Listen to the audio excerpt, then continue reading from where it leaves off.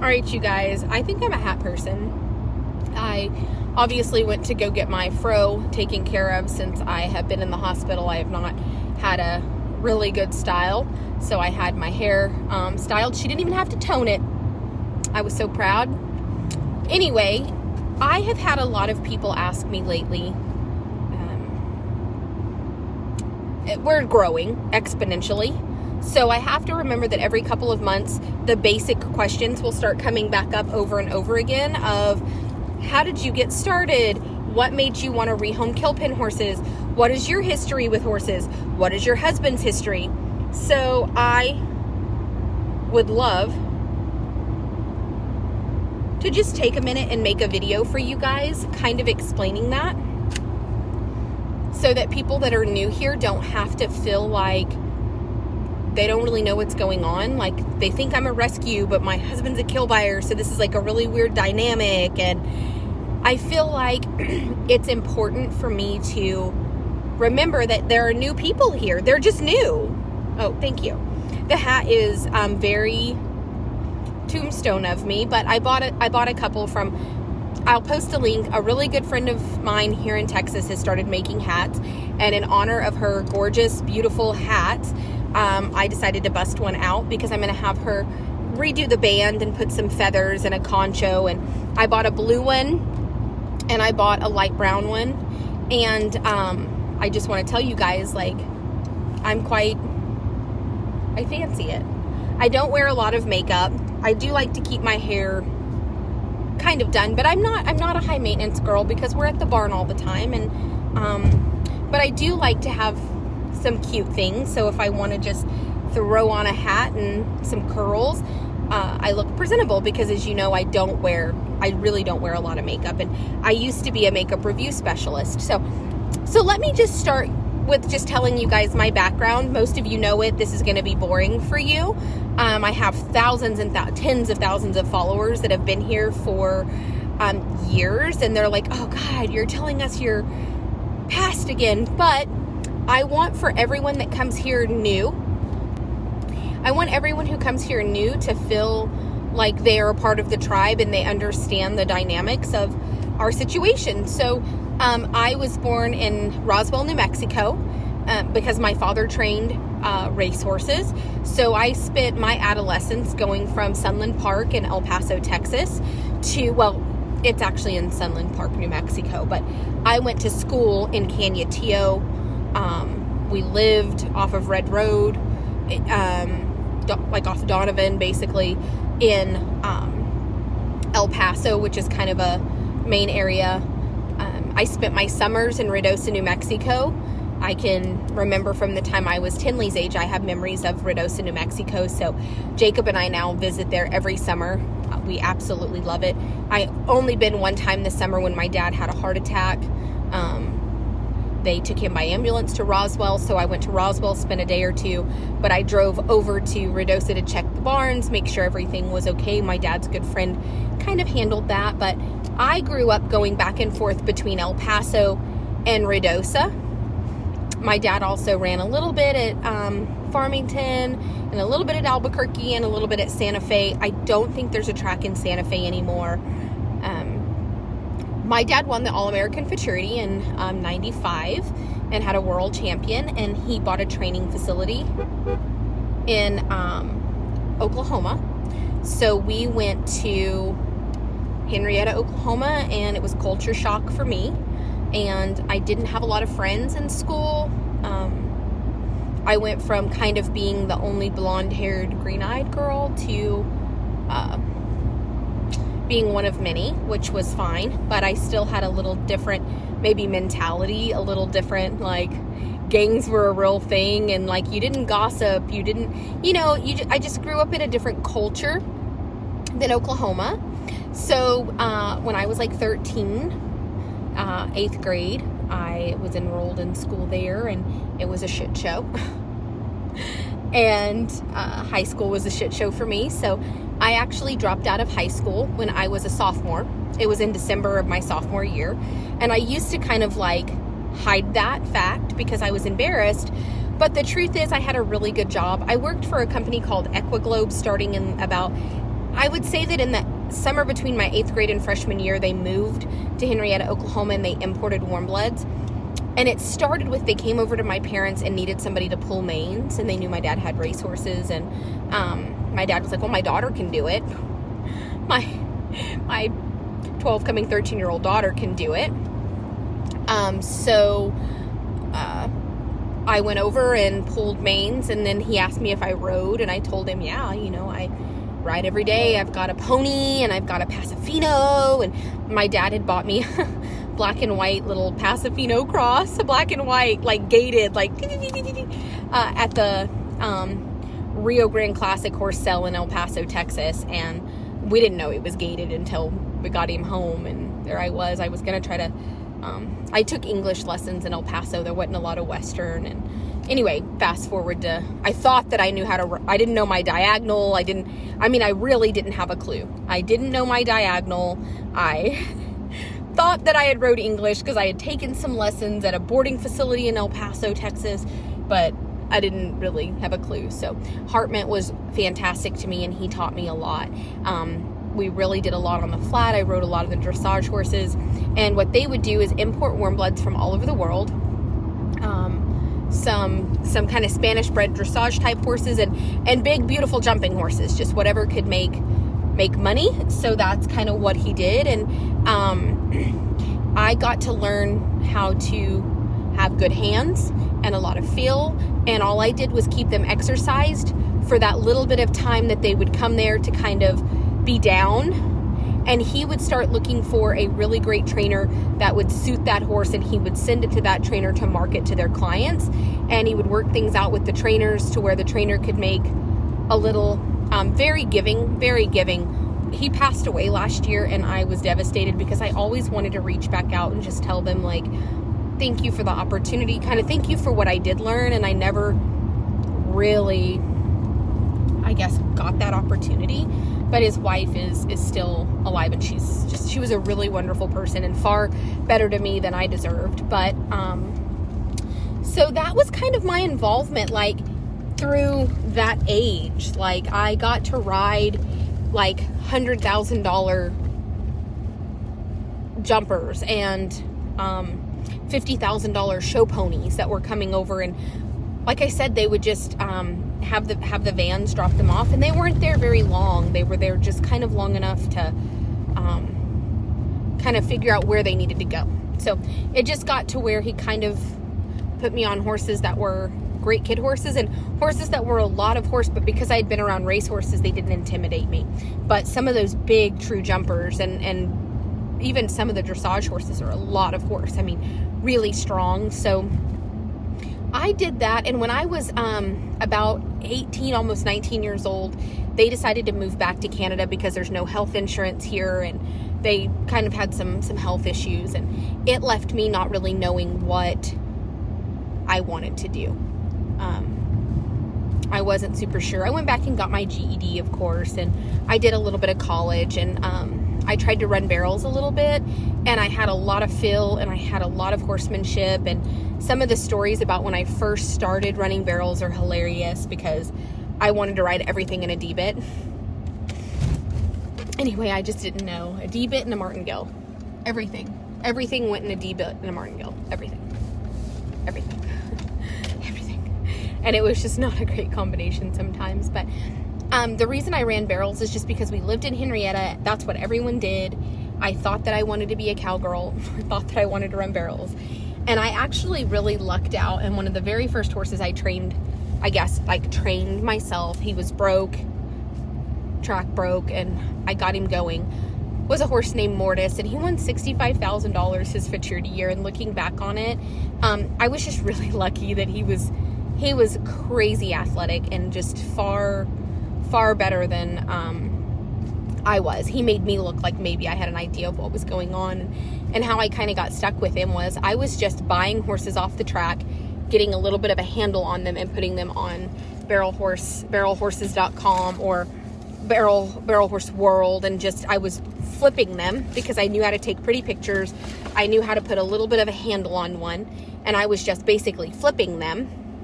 And he came off of the track. Actually, I bought him from Tits and George Baker out of the kill pen. He had racehorse papers. He was a treasured 2. And my dad had bought some pony horses from him, and they had him. And he was paint racing stock. And I decided that, I couldn't sell him. I had had 2 or 3 people come try him, and he was too tall, and he was too this and too that. And I was like, well, I'm just going to have to, like, teach this horse the barrels, because nobody's buying him as a prospect.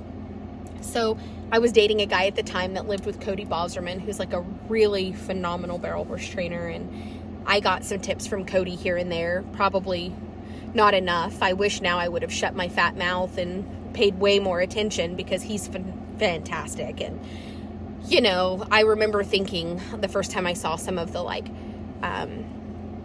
wire tie downs and bonnets, I was like mortified. Coming from like a very English thing, I was like, oh, this is a lot for me. Like, you put that where, you know, you put that around their ears, like, yeah. So I had never seen some of that. You know, Hartman was a really good horseman, and you could just about ride. That was his thing, is you could ride anything out of one. So, but with barrel horses, they have a lot in training, and they need to get a lot done in a little less time. And they have some neat tools, and I can respect that and know that in good hands, those tools are handy. They're just not for me. They're not for me. So Mortis ended up being phenomenal. He won $65,000. I sold him for 6 figures. He was the one thing that kind of gave me a jump start. I was poor. I was so poor. I didn't even have a vehicle. I dated a guy. After I broke up with the guy that lived with Cody, when we split up, I met a guy that barrel raced, and I kind of dated him. And my dad laughs and said he can't decide if I dated him because I really liked him or if I just needed to ride to the barrel race. But either way, I was really broke, and I had no money, and I was riding like 15 horses a day. I mean, just stupid crazy. And I got bucked off of an outside horse, and it shattered my left ankle. And I was young. You know, I was 19, and I had to have my ankle reconstructed, and I have pins and screws. I have pins and screws and plates. I broke the talus, the tibia, the fibia, the arch, and the heel of my left foot and ankle. And I got bucked off of a horse that a lady was giving me $500 to ride for 2 weeks, and I thought that that was good money, and he hurt me really bad. So, Mortis got to futurity with Jackie Doobie at the time because I was hurt. And then when I got Mortis back, he did phenomenal.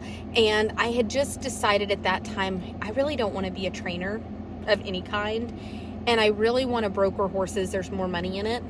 So I sold him, and he opened the door for me to be able to buy a lot of really nice horses off the track. I sold him for 6 figures, which is a lot. And I have Mortis back now. He's an old man. He's retired. And I'll do some videos of him. He's just old, and he's 19 years old, and he does nothing now. I think he's 18. 2002 model. So he's 19. So Mortis is retired, but that's a long story in its own right. It's a different story. I'll do a vlog on it. But I sold Mortis for 6 figures, and I bought colts off the track, and I just started flipping them. You know, I just started riding them for 30 days and just flipping them. And I just said, I'm really not going to do this. I'm not going to keep horses and go to the barrel races. And I mean, Mortis made 60 something thousand, and I probably had 50 in him after entry fees and hauling and splitting it with Jackie. Cause I couldn't ride. So when I got better, that lasted a little bit. And then I decided that I was going to toy with some older horses, and I did really good. I bought lots of older horses that were true 1D horses that had fallen apart, and I would put 60 days and a good vet underneath them, good set of shoes underneath them, and I would double or triple my money, and then they would fall back apart, and people would say, oh, you're a crook. And no, the truth is that the reason it worked for the first person who owned it and won all of that is because they took care of it, and then an amateur bought it and didn't, and then I got it and did all the right things and sold it to an amateur. And the truth is, I wasn't a crook, I wasn't a scammer, I wasn't a piece of shit horse seller. I just bought a lot of great older horses with big win records that people had stopped taking care of. I took care of them so they would win for me. They would freaking win for me, make me look like a freaking superstar, and I was an idiot that rode around the barrels two-handed because I wasn't coordinated enough to grab the saddle horn because I had rode jumpers for so long. So I was like a little idiot, like trying to do, and these suckers would just be bad fast. And I'd sell them, and then they would go to somebody and work really good, and 3 or 4 months later, the wheels would fall back off because you have to maintain those high caliber horses. So I learned a lot about chiropractic and PEMF. And I mean, we were doing PEMF and some of these, we started using 20 years ago on the racetrack, the guns that you see now that, cryotherapy, that's been a thing on the racetrack for 20-25 years, and it's just now a thing in the Western performance industry. They're just so far behind. They're so far behind. And so I knew a lot of really good therapies and technologies before it was a thing, and it benefited me.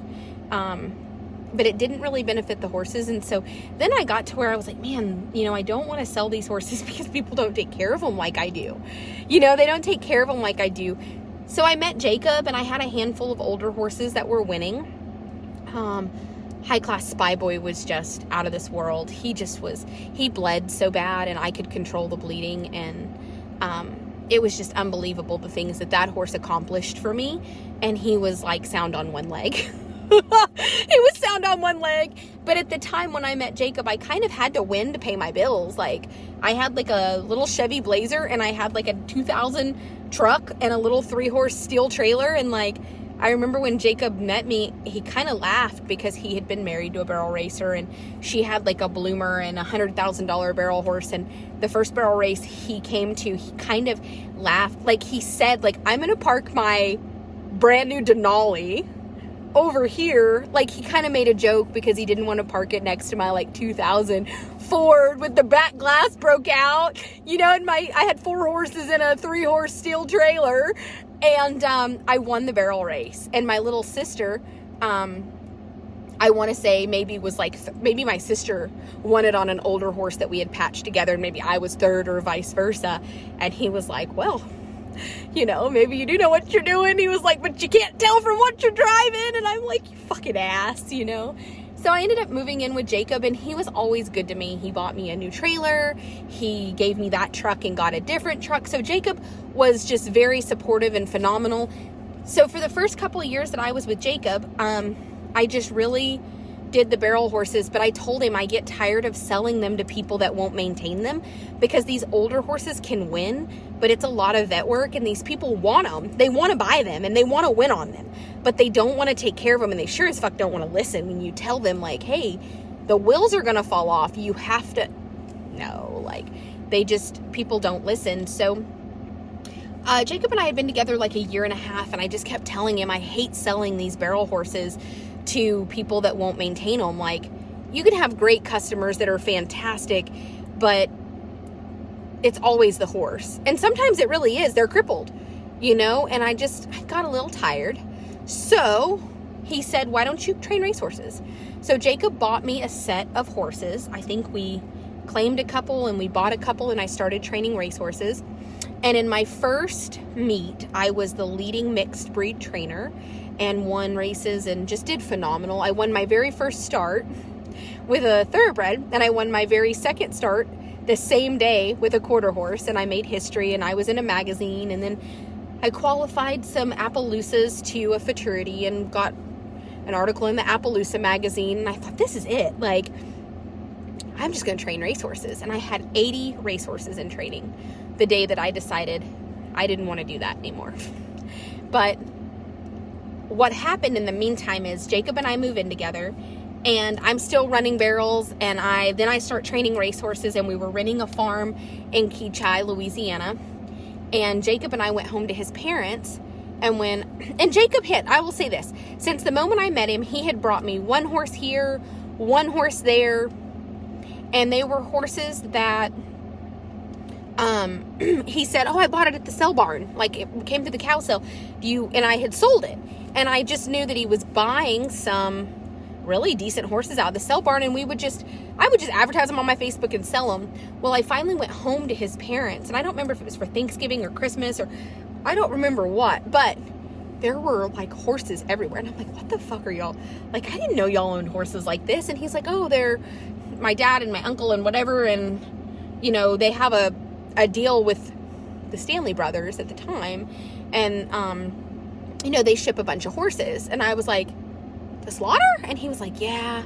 And I was like, oh, like when I was little, they used to have like the El Paso Sell Barn, you know, the Rio Grande Classic Sell Barn. And the owner, he has racehorses, but they have slaughter horses too, you know? And he was like, yeah, he was like, I figured you'd probably, you know. And I was like, well, man, like some of them look really good. And he was like, yeah, they probably buck you off. And I'm like, how do you know? Like, and he's like, well, I mean, we don't, we just, you know, we buy them cheap enough. It doesn't matter what they are. They're going to make a profit.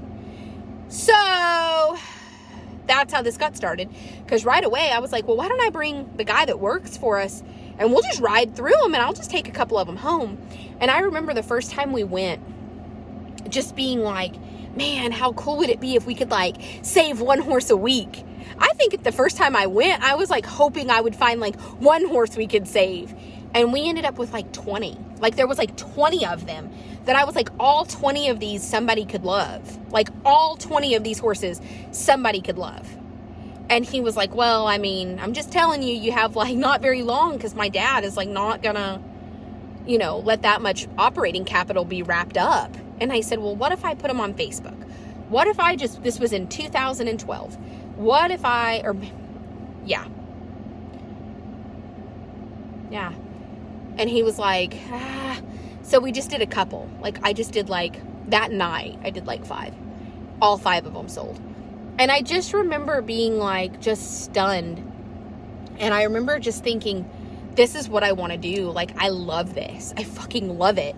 Like I love, and then so then I train race horses, and you can go back on my Facebook. I would train horses all morning long.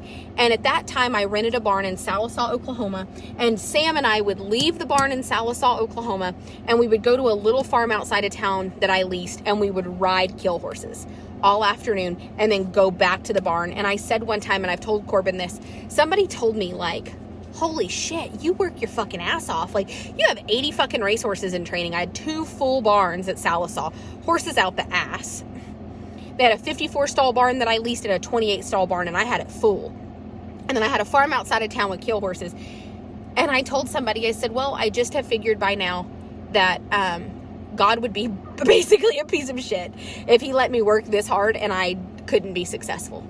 And I just always I just remember living by that for the longest time, like that I had to work harder than everyone else because that's how I was going to be successful. And I've wisened up since then. And now I've learned that I can work a lot smarter, not harder, and still be successful. But the night that I quit training racehorses, we had moved from Sallisaw to Delta Downs. We were renting a barn down there. And I just remember telling Jacob, I don't want my self-worth to be based on winning. Like, I think I had won a race at Delta. Like, I had run like a 3rd, a 4th, won a race, ran a 2nd, and then I had like a horse breakdown. And I just remember like just being gutted. And she didn't die. We were able to bring her home and make her a broodmare. And then I ran 2 or 3 more horses and they just didn't run good. And I told Jacob, I feel like a failure and I feel bad about myself and I'm working my ass like a fucking dog. You know, I'm working all morning, all afternoon we're riding horses, like kill pin horses.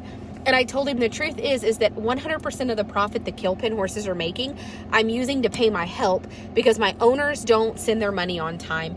I owe people money. I work like a fucking dog and I don't feel successful. And I don't want my self-worth to be based on winning races. Like, the people in the barrel horse industry and in the racehorse industry value you if you're a winner. And I'm just going to tell you that there are some really sorry fucking people out there that win. They're fucking terrible. But they work hard and they keep at it and they've convinced people they can win, and people will pay a shitty person money if they can win because people value a winner. And I wanted off of that merry-go-round. I wanted away from it. So Jacob said, with everything else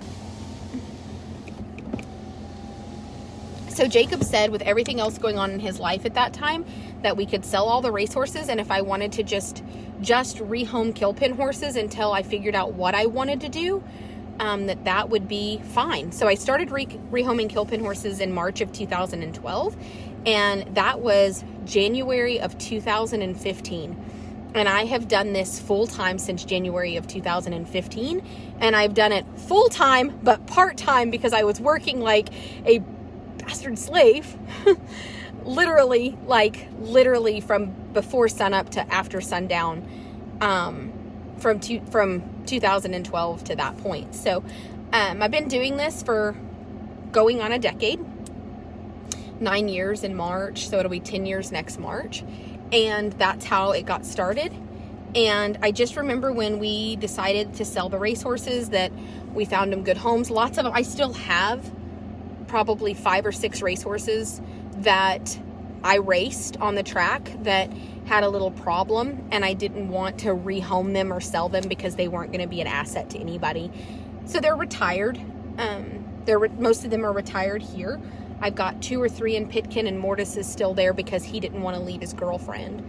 So that's kind of how this got started. That's my history with the racetrack, with the barrel horses. Pretty much everything I did led me to being really great. So I think that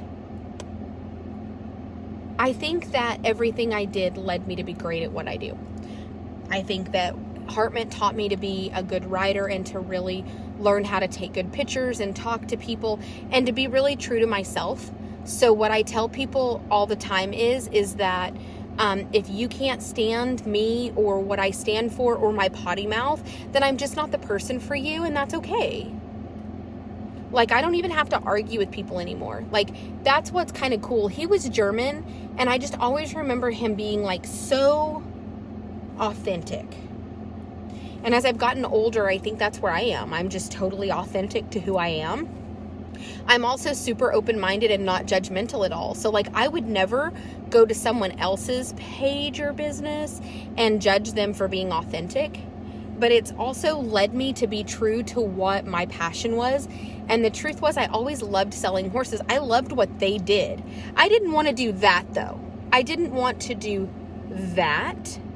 I didn't want to do the jumpers and I didn't want to do the barrel horses, so what I do now is everything. I get horses that are reiners and Western pleasure horses and jumpers and dressage horses, and they're fucking amazing. And I think that what's really cool is I understand humans enough to know that you can have a fantastic horse with a shit owner, and that horse ends up at the sale barn, and the horse still has a ton of monetary value, and it didn't end up at the sale barn due to any fault of its own. It ended up there because it had a really shitty owner, like just a terrible owner. And so everything that I did in my past literally set me up for success to build something that nobody else did. So I literally, you guys, was set up for success. And if you guys want to swipe the comments, that way you don't have to read some of the things people say, that's okay. I'll clean up the comments when I'm done. I see a couple of I see a couple of things that are just, and it's okay. That's what happens when your algorithm grows. So as your algorithm grows, Facebook tries to draw attention to your videos so that more people watch, but for every 50 or 60 people, you'll get one troll, and that's okay. Don't pay them any mind. You can't. They don't have anything better to do, and that's okay, because this is another thing. Like, look at how busy I am. And I am successful at what I do because I don't procrastinate, and I get up every day. I mean, I just almost died. I was in the hospital 22 days total, 18 days on a ventilator, 12 days on a high ven, and I'm right back to doing this because it's what I love. I remember getting out of the hospital and having ideas like, oh, I want to do a podcast about this. So this is what I love. This is what I'm built for. I don't love people. I do. I'm a total liar. I absolutely love people, and since I was young, I just desperately wanted to be accepted and liked by people to the point it made me almost annoying. And as I got older, people made me a little bit jaded and bitter because there's a lot of hateful people in the world that don't want to love things that they don't understand. And so I had to learn how to be independent and to stand on my own and to do things like this, even if nobody else backs me. I'm going to get up and do it. And one by one, I have attracted people that believe in this and want to be a part of it. But there was a long time that I stood alone. And there was a long time that I suffered a lot of hate from people that would see emaciated horses come in here. And they would say things like, oh, she starved those horses. No, they came from the sell barn that way. And I just put them on Facebook trying to find them a home. And I've had lots of good advice from people that they thought it was great advice, and they would say, Tara, you should not put any skinny horses on social media. Just put the very best ones and take beautiful photos. That way people still think you're a professional. And I've had to reply, I am still a professional. But my profession doesn't involve only doing what makes me look good. For the same reasons that I don't want to train racehorses are the same reasons that I don't value people like that's advice. If my value is only based on the fattest, fleshiest, best horse here, then what kind of person am I really? Because my value should be based on how I treat even the sorriest, skinniest, worst horse on my place. And that's where Horseman and I are different. I rehome the horses that come here that even have an issue. Like the paint today. God, he pissed me off with his rearing up because that can get ugly fast. He could hurt somebody. But we just worked through it, and I'm going to leave him up. I'm going to give him his 7 days. I'm going to give him the benefit of the doubt and see if we can't find him a home. With that being said, a spade is a spade and he's an asshole. And that's just the beauty in me. You're not going to get a sugar-coated version of anything. And I cuss and I use barn talk and we're inappropriate and we talk about penises and all kinds of things. But I'm not a child's television show. I understand that we run a reality television show of sorts on my Facebook because you meet my staff and behind the scenes. But at the end of the day, I am not on Nickelodeon Junior. I am not a Peppa Pig follow-up. Like, I am literally a 34-year-old woman who is married to a kill buyer who slaughters cattle and horses for a living, and I try to save as many of the horses as I can, and I go to a lot of the auctions so that I can have a say in what's purchased because I want to purchase. Our operating capital can only purchase so many horses at a time. And if I purchase this many horses and my clientele can home this many of them, then only this many are going to go to slaughter. So that's just the way that it works, and I try to focus on horses that I see something in. Every sale we go to, the loose horses, we pay a boy or a girl or somebody to go ride through them and make notes. So we kind of, when the loose horses come in, we kind of have an idea of who rides. And that way I can try to protect those horses, bring them to my facility to where even if they end up shipping to slaughter, they're treated with kindness. They come here and they have the very best quality hay. Both Scott and Mr. Bill both bale hay, and it's the most beautiful coastal Bermuda hay you've ever seen in your life. $70 a bale, and it's right here for the kill horses. And I just want you guys to know I don't value a winner. That doesn't mean anything to me. Anybody that works hard enough and rides enough horses can win eventually. We've seen people day in and day out that end up being a winner that we didn't think could. So I don't value somebody that wins. I don't value people that treat other people like shit. I don't value trolls who get on Facebook and say ugly things. I don't value people who have an opinion without knowing both sides. What I value is my life, my customers, and the horses that are on my facility. What I can tell you is that 9 years of doing this, there's a lot of people that have talked down to me and treated me like an outcast in industries that I once belonged to because they feel like, oh, she's part of a kill pen thing now. Like, oh, that's beneath us. But at the end of the day, they can't pay their bills and they're just trying to win. They're just like, oh, that next horse is going to be my, okay, like, I did it too. I mean, I was on that wheel of constant, of being a rich man's luxury. If you're a racehorse person, you're a rich man's luxury. And if you're a barrel horse person, like, you're trying to be the champion of a hobby. And I don't want to degrade people that win at those things because they work very, very, very, very hard to be a winner. But at the end of the day, you can be at the top of something and still not be able to pay your bills and take care of your family. So what I did was I monetized my social media.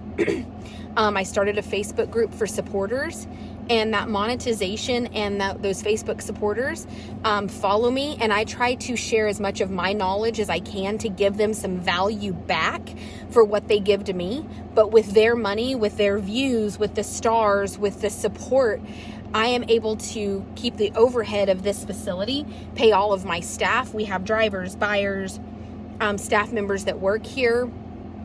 All of my staff is paid, and they are paid a good wage. They are paid better here than they could be paid if they just went and got a job in town. So I'm able to pay my staff well, and I value that. When I started this, I wanted to save horses, but I also wanted to save people. Because when I started this, I needed saved in a way. I needed saved from that rat trap of trying to win races so I felt good about myself, or riding a barrel horse good enough that I could be in the 1D so people would I don't want anybody to value me because I won something. I want you to value me because of the value that I added to your life. When you walk away from me, I hope that I added value, whether it be just some of my life lessons, or that you bought a horse from the kill pen that changed your life. And there's a lot of you that I have had headbuttings with, but I want you to know that even if you were a customer and we have butted heads, but you saved a horse, I still respect you, and I appreciate your heart. And I'm open-minded enough to know that we might not get along as humans, and we're not all meant to get along, but I can still love and respect you as a fellow animal lover who saved a horse. And I have customers that I don't love. I have customers that don't love me.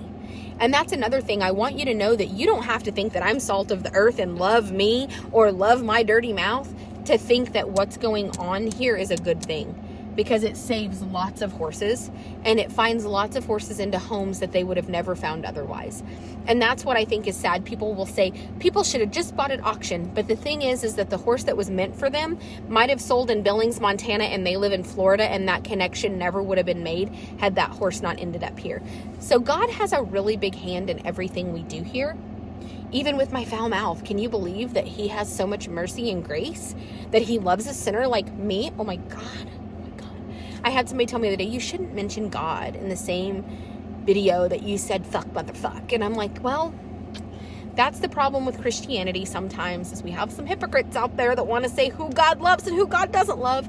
And one little lesson that I want to share is that in the Bible it says that we shouldn't use God's name in vain.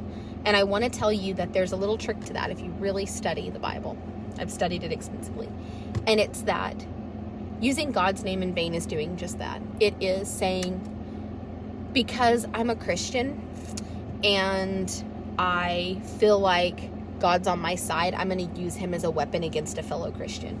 And I think that that's something that's a little bit toxic. I'm not going to turn this into a religious talk, because I've got wonderful friends that are Muslim and Buddhist and atheist, and I feel like whatever you want to do with your life is totally, just like with our constitutional rights, whatever you want to say, you can say it. Whatever you want to believe, you can believe it. If you want to tote guns, if you want to whatever, it's your constitutional right. It's your religious belief. Do what you want to do.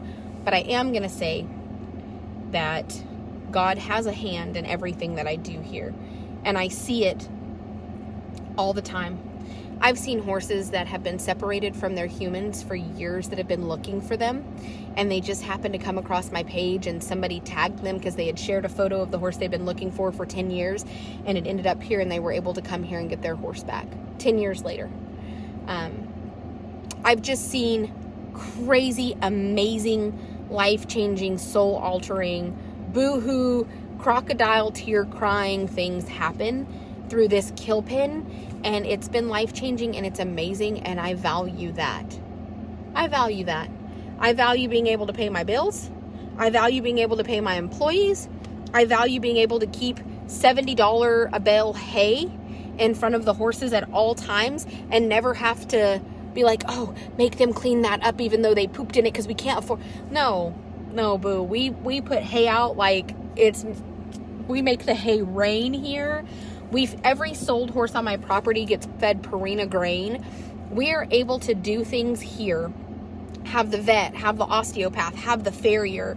I'm going to start doing some little demo videos for those of you that are complete amateurs and novice and need some help bonding and learning about horses. I'm going to do some videos for you guys on groundwork and carrot stick using and all that good stuff. Not because I just am a total natural horseman, but because I feel like some of those things will just help my customers. Just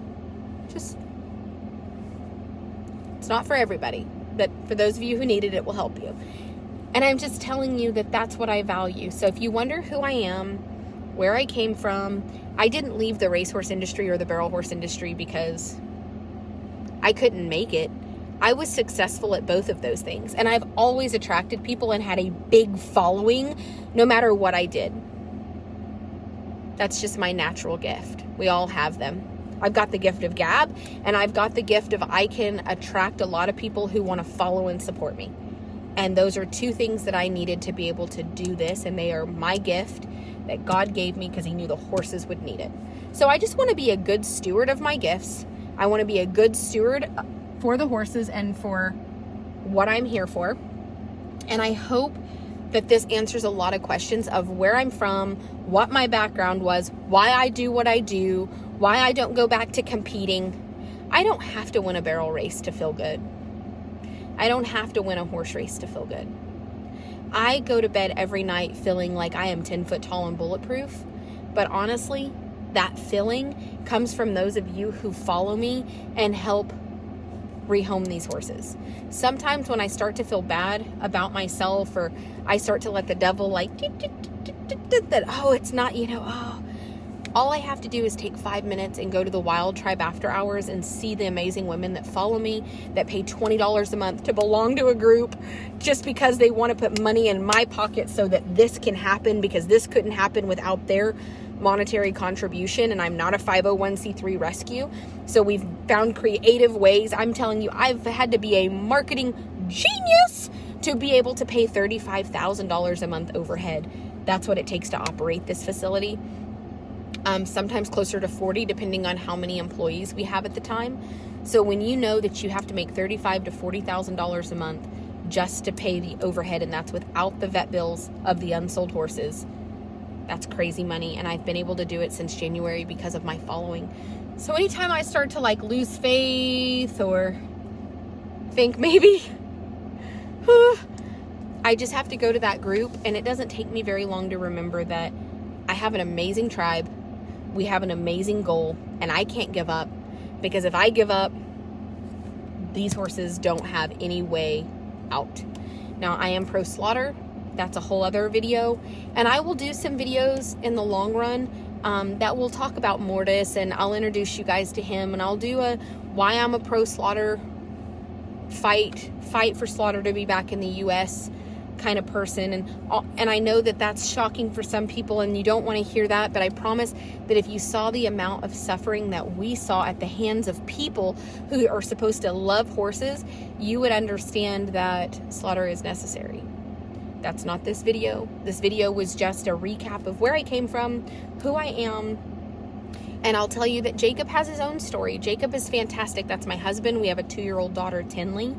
And occasionally you'll see people hate on Jacob and pop on here that he's a felon. And I just want to make it very clear, we don't hide any of that. I think that you hide things you're ashamed of, and you generally are only ashamed of things if you don't learn and become a better person from them. So I would rather deal with someone like Jacob who got in trouble, learned his lesson, and is really a fantastic human, than to deal with people who think they're perfect. People who, because that's when people are scary.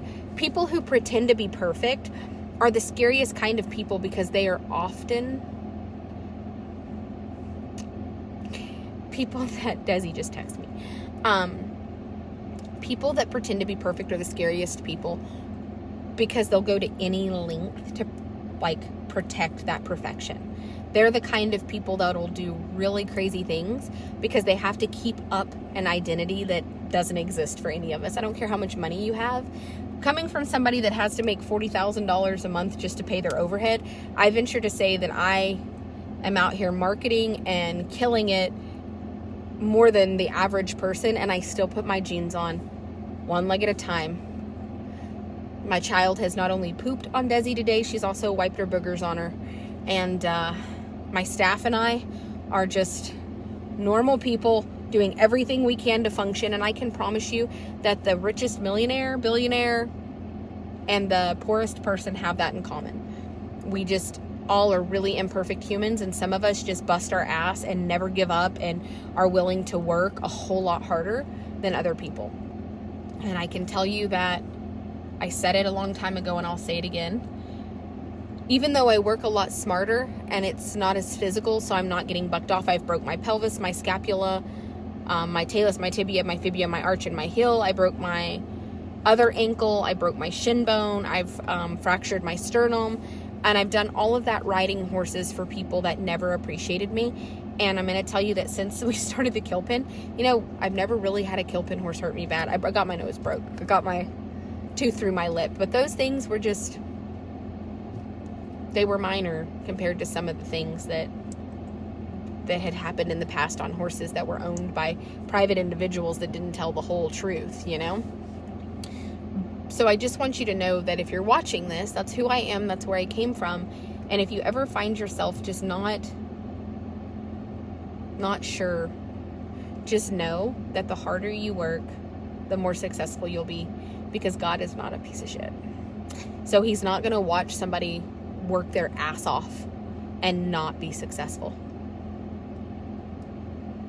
But you also have to change your money beliefs. You have to change your energy beliefs. You have to believe. That's one thing I can tell you. I've always believed that if I work hard, I'm successful. So I work hard and success comes. But I also have done a really good job of clearing energy blocks, clearing money blocks. You know, I've always had good beliefs. So if you don't know about that kind of stuff, you can YouTube it. There's lots of great teachers out there.